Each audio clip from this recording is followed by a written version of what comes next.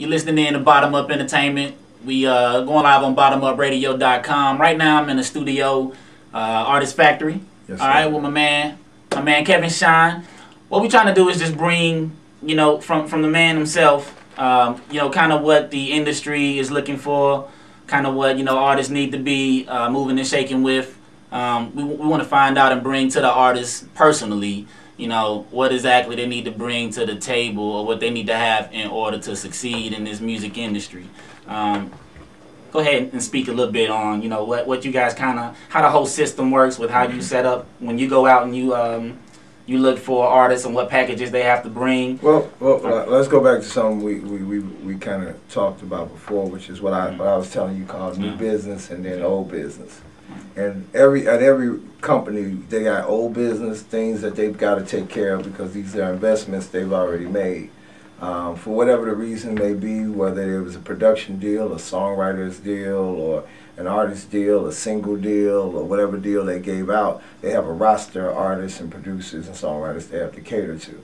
And when you work, first of all, let's talk about the focus of a company. Okay. The focus of a company is to find commodities or to manage the commodities they have. Commodities meaning things that make them money. You know what I'm saying? If they're making money or publishing off something, then that's money coming in. You know what I'm saying? So I might sign a writer, not who might have the potential to be an artist, but I might sign them because of the fact that I might sign them because they present me the best opportunity to get more songs done. But then later on, they may have written enough good songs for my company that I might consider them as an artist. Okay, but then you have certain situations where certain artists have kind of been manufactured to be artists, where somebody came in and they wrote the songs for them, and they delivered them in a way that made a person go, this person understands how to sell songs. So by selling those songs and convincing the people to then go to the stores, to engage in watching the video or whatever the case may be, that made them a commodity. You know what I'm saying? So it's different forms of commodity. But at the end of the day, when you say, what are we looking for? We're looking for commodities. We're looking for people who show the ability to be able to draw people to spend money or to bring money to the company. And some people think, okay, if they sign with us, that's going to make them a commodity. And that's not going to make you a commodity. Like, we don't make you a commodity. We nurture the commodity you already were. You know what I'm saying? So if you're out here and you're trying to get on with a record company, then you need to be thinking about what are you doing to make sure that if I ever came to your showcase or if I ever listen to your music, how am I going to be able to make the the distinction between you and a talent? Because a talent is something that exists in everybody. Everyone has a talent to do something. You know what I'm saying? Whether it's writing or singing or dancing or whatever. Everybody has a talent. That's the raw, tangible form. But how do we take that raw, tangible form and turn it into a commodity? You know what I'm saying? How do we get it to the point where it's a commodity?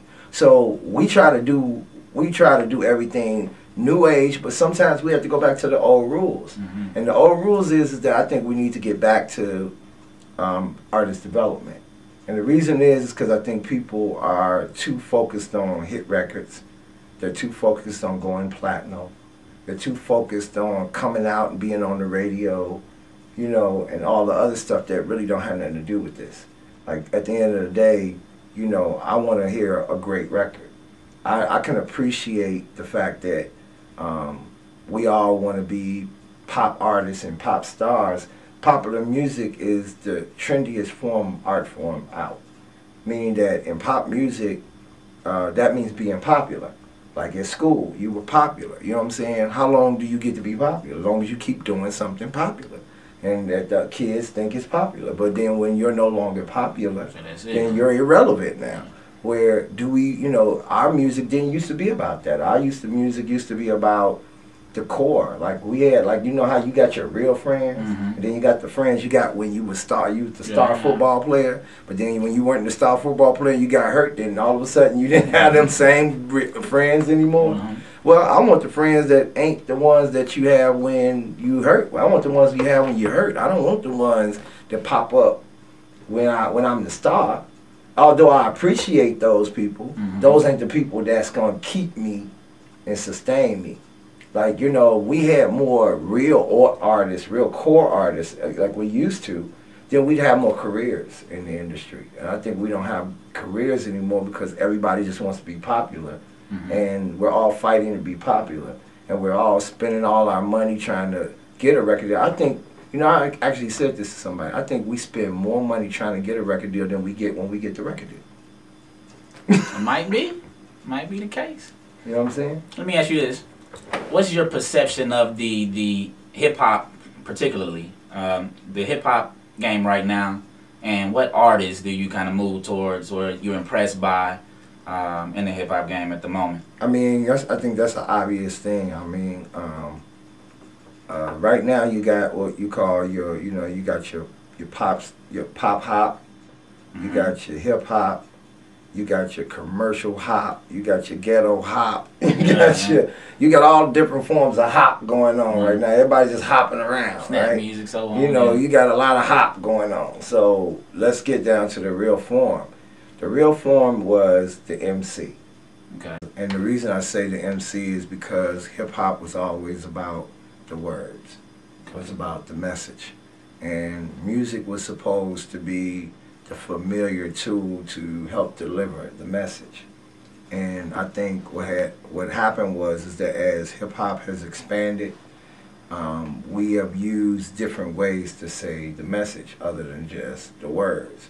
And I think what people are now starting to, where the controversy is coming into play is that either people are thrown off by the messages that they're getting, or they're thrown off by the new forms of way that people are using to tell the story. You know what I'm saying? So if you're using dance to tell the story, then that kind of throws people off because they're not used to dance being the way that you would tell the story. Yeah, they would normally be delivered. Yeah. Or if you're just riding off, or you're letting the beat be more of the key to how the story is told, then they're like, okay, well, you're not really allowing the words to guide the people.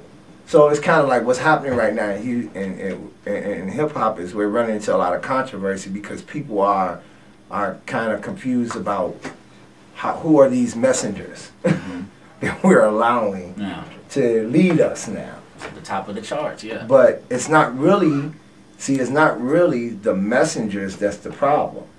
It's the fact that we have allowed pop culture to dominate what we call music. So we are now slaves to the rhythm. Okay. Is that a better way to say it? I hear you. We're a slave to the rhythm. Whatever the rhythm is for making money, we're a slave to it because that's what we chose. We chose to want to make money. We did not want the message to be the message anymore. We wanted money to be the message.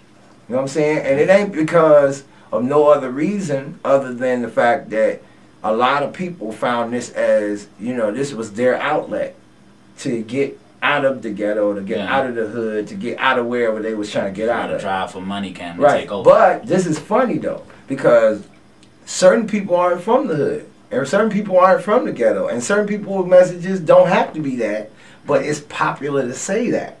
So those people have joined on, and they have taken it and made it popular to say all these other things. You know what I'm saying? So now we're in controversy over what is the message supposed to be.